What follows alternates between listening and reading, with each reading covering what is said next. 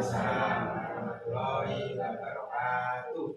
Puji syukur alhamdulillah kita panjatkan kehadirat Allah Subhanahu wa taala yang mana berkat rahmat serta hidayah juala sehingga kita dapat berkumpul di ruangan ini untuk mengikuti tahapan atau diseminasi berbagi pemahaman dan pengalaman mengenai penerapan konsep-konsep inti budaya positif modul 1.4 untuk CGP Angkatan 7, yaitu kami berdua, saya sendiri Nadratun Najah dan Lucianik Wijayanti. Salawat serta salam semoga selalu tercurah kehadiran junjungan kita Nabi besar Muhammad Sallallahu Alaihi Wasallam beserta para sahabat, kerabat dan orang-orang yang mengikuti jejak langkah beliau hingga akhir nanti. Yang saya hormati Ibu Kepala SMP Negeri 1 Bubulan, yang saya hormati Bapak Ibu guru serta staf TU SMP Negeri 1 Bubulan. Sebelum saya lanjutkan, saya ucapkan terima kasih yang sebesar-besarnya kepada Ibu Kepala SMP Negeri 1 Bubulan serta Bapak Ibu guru SMP Negeri 1 Bubulan yang bersedia meluangkan waktu untuk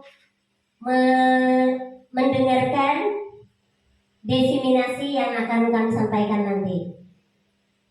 Terima kasih untuk acara hari ini. Yang pertama pembukaan, yang kedua sambutan dari Ibu Kepala SMP Negeri 1 Bubulan, yang ketiga acara inti diseminasi modul 1.4 tentang budaya positif, kemudian yang keempat penutup. Baiklah, kita masuki acara yang pertama, yaitu pembukaan. Untuk membuka kegiatan hari ini, marilah kita bersama-sama mengucapkan basmalah. Bismillahirrahmanirrahim. Acara yang kedua yaitu sambutan dari Ibu Kepala SMP Negeri 1 Bubulan kepada Ibu Siti Nuriani MPD, kami persilahkan.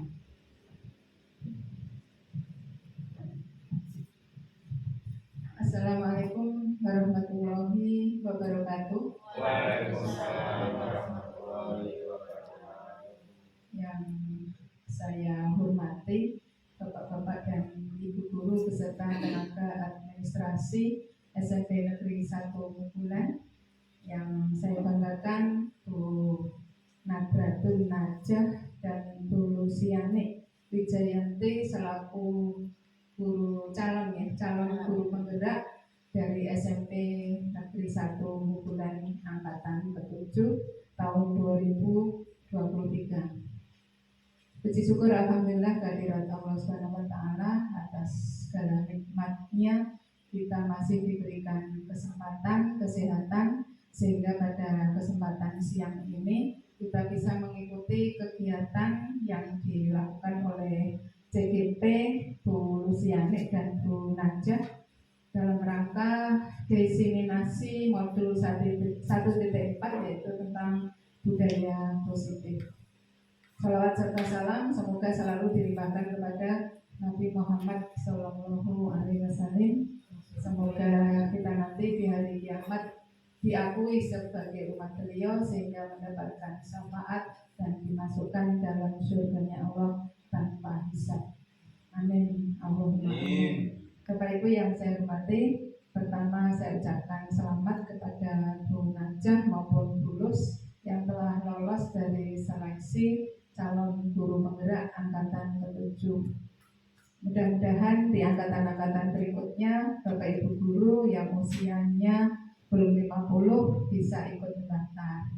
Kemarin Pak Puji sama Pak Budi Bu Ren itu sebenarnya saya minta untuk ikut, tetapi kelihatannya tidak ada yang minta tanda tangan ke saya, berarti kan tidak jadi. Padahal iya. Oke, mudah-mudahan yang berikutnya termasuk Bu Yayu mungkin nanti di angkatan-angkatan berikutnya bisa mengikuti. Jadi semakin banyak guru penggerak di sekolah kita akan bisa menggerakkan teman-teman yang lainnya. Jadi sudah tergerak itu berarti tergerak, dirinya sendiri tergerak untuk mengikuti program sekolah guru penggerak ya, program Merdeka Belajar ya. Kemudian tergerak dulu, kemudian bergerak, dari bergerak itu sudah daftar, itu sudah bergerak mengikuti kegiatan itu juga sudah bergerak. Terus yang ketiga menggerakkan, jadi nanti setelah meskipun belum lolos CGP, meskipun belum lolos menjadi GP, meskipun masih CGP, harapan saya sudah bisa menggerakkan teman-teman. Jadi mulai modul 1.1 sekarang sudah 1.4. Harapan saya selalu didiseminasikan kepada teman-teman. Bisa waktu hari Senin rapat dinas itu bisa kita berikan waktunya. Kadang-kadang saya lupa diingatkan. Itu saya minta waktu. Tidak apa-apa kita berikan waktu meskipun hanya sebentar untuk menyampaikan hasil dari belajarnya. Jadi ada beberapa tugas dari CGP yang nanti melibatkan Bapak Ibu guru. Salah satunya diseminasi ini dilakukan untuk sosialisasi, semacam sosialisasi gitu ya, kepada teman-teman guru semuanya. Nanti setelah ini ada lagi modul berapa ya, saya lupa, modul 2 titik berapa gitu, merumuskan visi misi sekolah yang berpihak pada murid. Itu nanti juga melibatkan penjenengan semua.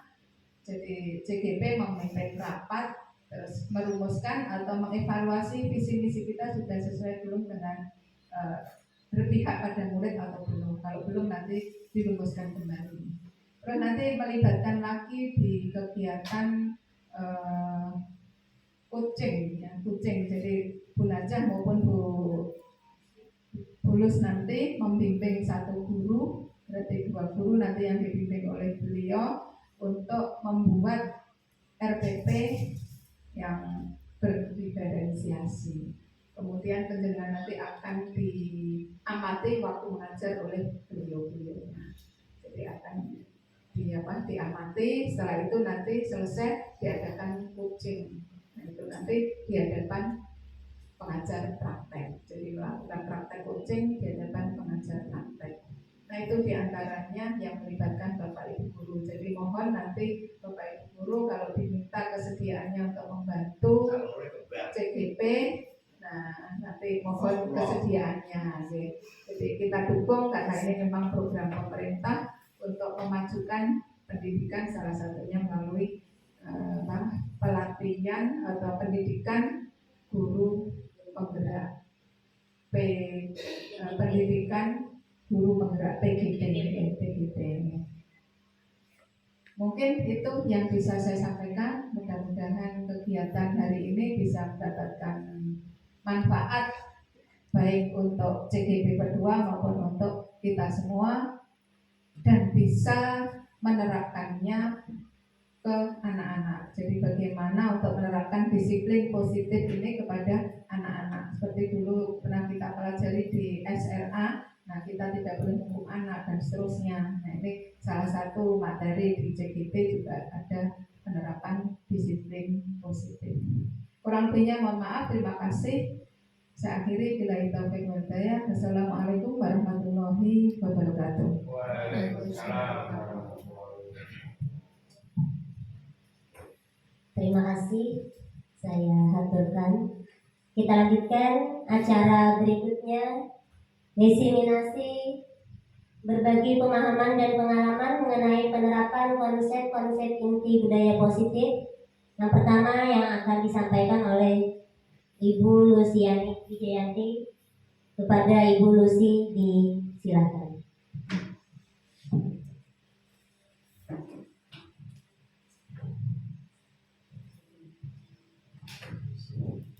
Terima kasih atas waktu yang diberikan. Assalamualaikum warahmatullahi wabarakatuh.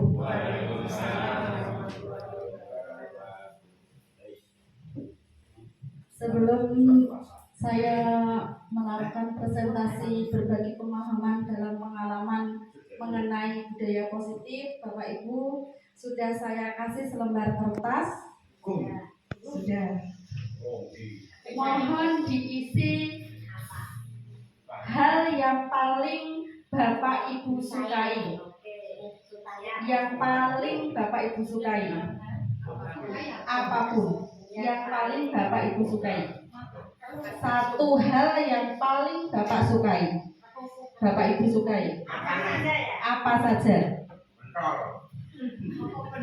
Monggo Bapak Ibu, boleh makanan, boleh keluarga, boleh pekerjaan yang paling Anda atau Bapak Ibu sukai di dunia ini juga tidak apa-apa.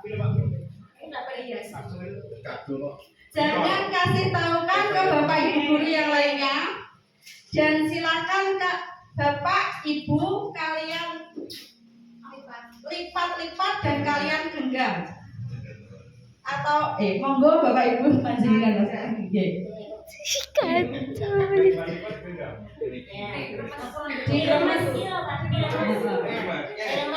Sampai itu aman jenengan pegang dan tanpa teman jenengan ngertos. Monggo Bapak Ibu berhadap-hadapan. Monggo Bapak Ibu berhadap-hadapan. Setelah itu satu bertindak sebagai yang salah satu, contohnya Bu Yayu bertindak sebagai mengamankan yang dipegang, yang disukai. Yang satunya merayu untuk bisa membuka dan memberitahukan, berusaha meminta maksudnya apa isi dari yang digenggam itu.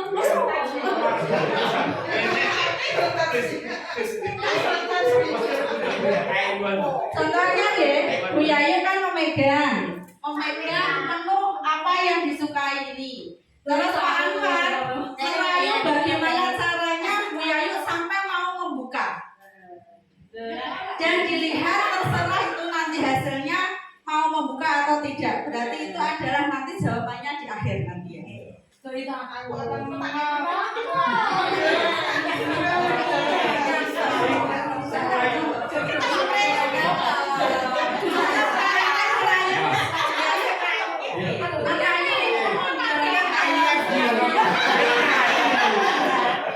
Boleh itu tahu boleh. Kok sepertinya ada yang sakit. Kalau nggak sakit, kenapa kok diam itu? Ini adalah sesuatu yang paling saya sukai, harus saya pertahankan sampai tetes darah penghabisan. Tapi ini bahaya ini ya. Tapi kan sama saya kan nggak apa-apa.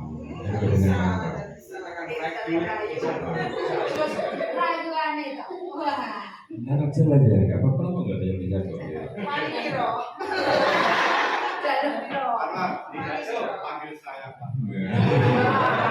Bu Yayu nanti kalau bisa mau sedikit saja. Jangan mau minta apa saja yang salah aku kan? Salah.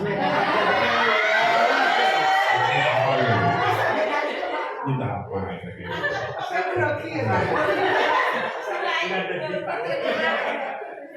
Boleh saya menebak? Tidak usah ditebak. Ya, paling itu ya apa itu? Paling olahraga, iya kan? Kemarin kan, jangan kan olahraga. Terima kasih Bapak Ibu atas waktunya, dan terima kasih tadi menunjukkan bahwa Bu Yayu mempertahankan apa yang disukai, dan Pak Anwar tidak bisa merayunya ya Pak ya. Nah, di sini nanti akan dibahas tentang berarti yang ada di dalam diri Bu Yayu itu ada posisi kontrol yang dimiliki, yang kuat. Nah, nanti posisi kontrol itu ada apa saja? Nanti bisa dijelaskan pas waktu Bu Najah, ya. Selanjutnya yang saya mau diseminasikan, ya. Yang pertama yaitu konsep-konsep inti tentang modul budaya positif. Itu ada 7. Yang pertama adalah perubahan paradigma paradigma baru. Perubahan paradigma baru ini yang sudah Bapak Ibu pelajari pada PMM, yaitu filosofi Ki Hajar Dewantara. Yang selanjutnya ada disiplin positif. Yang ketiga ada kebutuhan dasar manusia. Yang keempat ada motivasi perilaku manusia. Yang kelima ada posisi kontrol yang tadi seperti Bapak Ibu perankan. Yang keenam yaitu keyakinan kelas, dan yang ketujuh yaitu segitiga restitusi. Selanjutnya yaitu perubahan paradigma baru. Kalau pada zaman dulu Bapak Ibu, kita mengajar itu hanya memperhatikan murid itu memahami materi yang kita ajarkan. Yang penting bisa baca, tulis, dan menghitung. Itu pada zaman penjajahan ya. Tapi untuk paradigma baru ini, menurut filosofi Ki Hajar Dewantara, yaitu kita harus menuntun anak didik kita atau murid. Kalau pada Merdeka Belajar ini tidak boleh peserta didik atau anak didik ganti murid, ya. Jadi menuntun murid untuk mencapai kebahagiaan yang setinggi-tingginya. Jadi guru itu hanya sebagai fasilitator, memfasilitasi. Terus yang kedua yaitu berorientasi pada penguatan dan pengembangan karakter sesuai dengan profil pelajar Pancasila. Karena yang paling utama yaitu penguatan karakter. Kalau materi bisa kita cari di internet, anak-anak tahu di Google semuanya, materi apapun itu bisa. Tapi untuk penguatan karakter peserta didik atau murid itu kita mungkin membentuknya itu susah dan lama. Nah, itu adalah menjadi program utama kita, yaitu penguatan karakter murid sesuai dengan profil pelajar Pancasila yang sering kita nyanyikan setiap hari itu ya Bu. Kita nyanyikan lagi. Iya. Selanjutnya ada disiplin positif. Sudah Bapak, itu nanti lagi. Nanti dilanjut Bu. Duduk. Nah, Disiplin positif. Disiplin positif ini adalah sebuah budaya bagaimana kita menerapkan sikap disiplin pada murid. Yang pertama yaitu mengontrol diri pada murid. Yang kedua yaitu motivasi tindakan internal. Nah, ini berarti kita harus sebagai Bapak Ibu guru atau fasilitator yaitu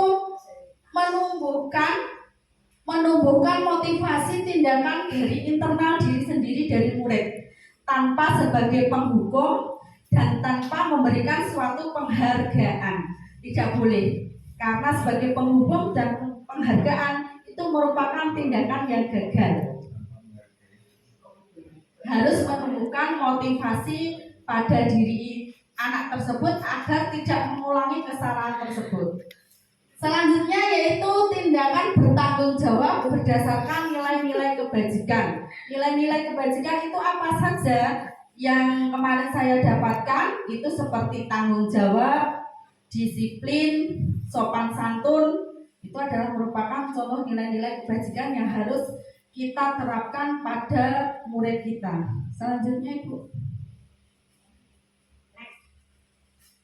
Kebutuhan dasar manusia yang perlu kita pahami sebelum kita menghukum. Kita kan kebanyakan kalau zaman kurikulum dulu yaitu guru itu sering menghukum.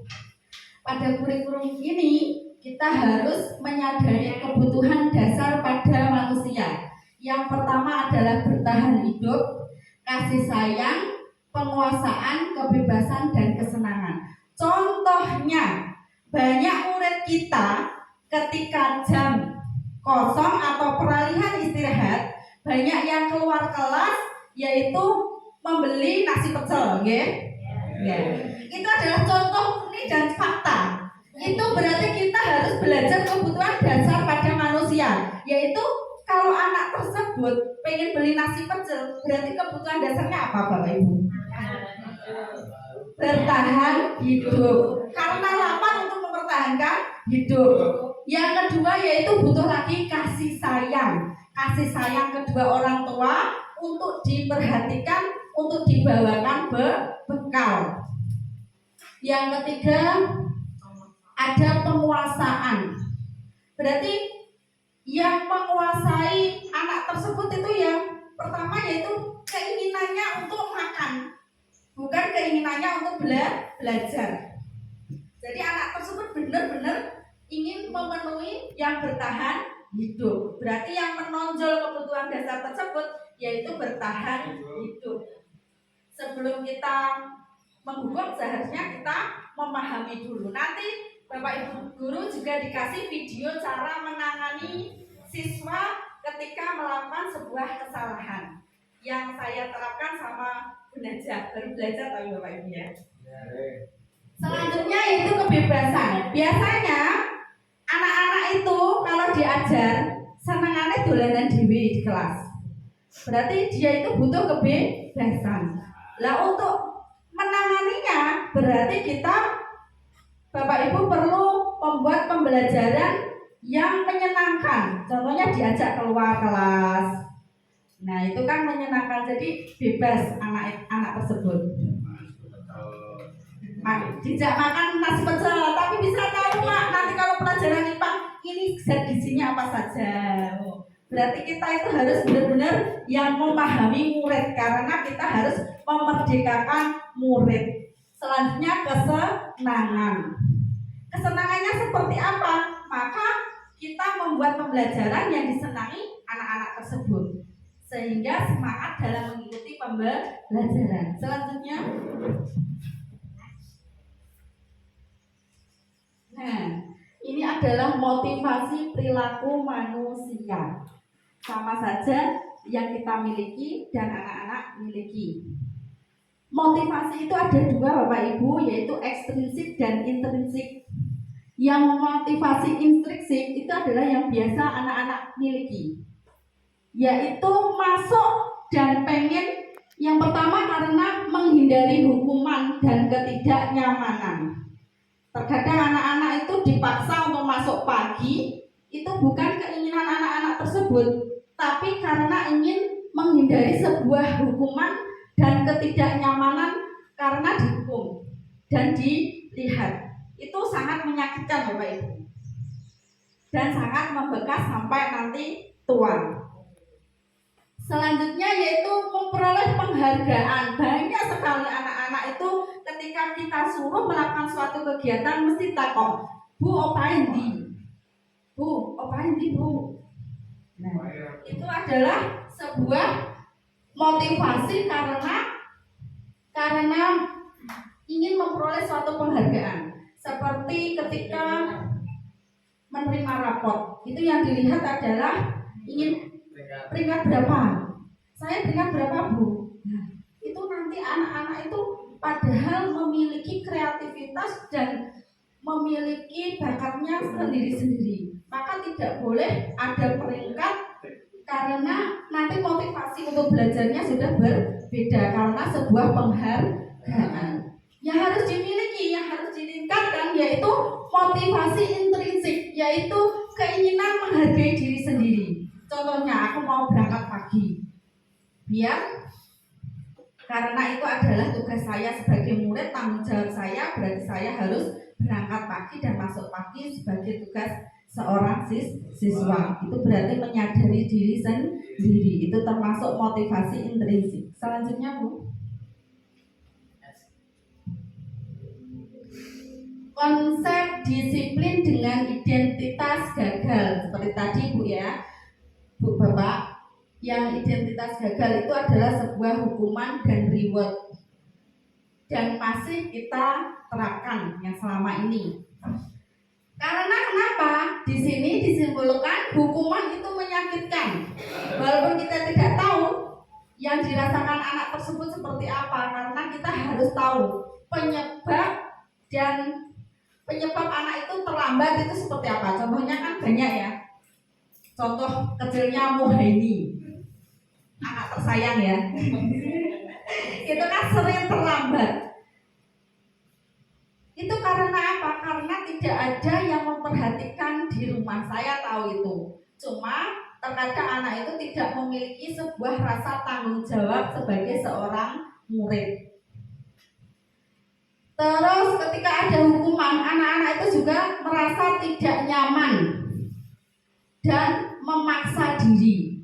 Selain itu juga murid merasa takut, aku nanti nek masuk, aku nanti hukum perkara telat. Nah, akhirnya ngeliter di parkiran, nunggu dan loncatlah ke dalam lewat pagar masuk ke kelas, lihat telinga buku nenek guru. Jadi anak-anak karena itu kenapa? Karena ketakutan dihukum. Selanjutnya murid menyembunyikan kesalahan. Ya tadi sembunyi-sembunyi. Yang selanjutnya yaitu murid menjadi rendah diri. Akhirnya seperti ya don. Terkadang saya sendiri juga don. Selanjutnya reward itu tidak efektif karena ketika anak itu melakukan suatu kegiatan kita kasih reward, maka anak itu nantinya dan pada akhirnya itu akan ketika melakukan akan minta lagi. Upaya apa seperti tadi. Jadi minta hadiahnya apa. Jadi selalu mengharapkan reward. Jadi tidak efektif, bukan dari dirinya sendiri. Selanjutnya merusak hubungan. Contohnya kalau ada peringkat, aku pinter kok gak oleh peringkat, ikut yang biasa-biasa kok oleh peringkat. Nah, itu nanti merusak hubungan dengan temannya. Jadi berakibat ya. Selanjutnya mematikan kreativitas. Biasanya yang dapat reward itu kan biasanya kesayangan ya. Makanya wong paling yang disenangi itu saja. Jadi akhirnya kreativitas yang dimiliki temannya itu tidak dikembangkan karena berpikir yang mendapatkan itu saja. Menghukum dengan sistem ranking seperti tadi ya Ibu. Terus selanjutnya merampas hak dan tidak menghargai dirinya sendiri. Selanjutnya ini terakhir dari saya, mungkin nanti dilanjut sama Bu Najah, yaitu konsep disiplin dengan identitas sukses. Yang pertama yaitu membuat perbedaan antara konsekuensi dan restitusi. Kalau konsekuensi itu adalah penguatan jangka pendek, sedangkan restitusi itu adalah murid akan bertanggung jawab atas perilaku yang dilakukan. Contohnya seperti kemarin Aden, itu setiap diajar pelajaran saya itu sering menggambar. Ya, sering menggambar ya. Karena memang hobinya itu menggambar. Nah, itu mungkin kita bisa menerapkan pakai restitusi. Dia akhirnya biar Aden itu bagaimana caranya bertanggung jawab atas tugasnya. Selanjutnya perlu memonitoring kelanjutan dan fokus membuat pemecahan masalah jangka panjang. Yang saya pecahkan kemarin, Aden itu suka menggambar. Saya senang kamu punya hobi, jadi saya ajak berdiskusi. Jadi ketika menggambar itu berarti harus pada waktu luang. Saya memberikan waktu-waktu luang ketika istirahat, boleh kamu menggambar, atau ketika jam-jam tertentu. Apalagi ketika jam kesenian, boleh untuk mengembangkan bakatnya. Selanjutnya adalah konsekuensi itu ada stimulus dan ada respon. Tapi kalau restitusi itu murid akan menghargai diri sendiri dan juga bapak ibu guru semua. Murid menghormati peraturan karena ketakutan, biasanya konsekuensi itu karena ketakutan atas akibat yang dilakukan. Tapi kalau restitusi itu adalah pemegangnya teori kontrol. Ada teori kontrol tadi ya. Nah, teori kontrol guru nanti akan dijelaskan sama Bu Najah. Itu nanti ada 5 ya. Kontrol lah. Selanjutnya adalah kehilangan waktu untuk merenungi kesalahan. Kalau konsekuensi itu akan berdampak, anak itu akan diam saja. Aku kok lupa tadi melakukan kesalahan ya. Itu merenungi kesalahan. Sedangkan kalau restitusi, anak itu seperti Aden kemarin, akhirnya dia bersemangat, ada waktu untuk mengembangkan bakatnya. Terima kasih. Selanjutnya akan dilanjutkan sama Bu Najwa.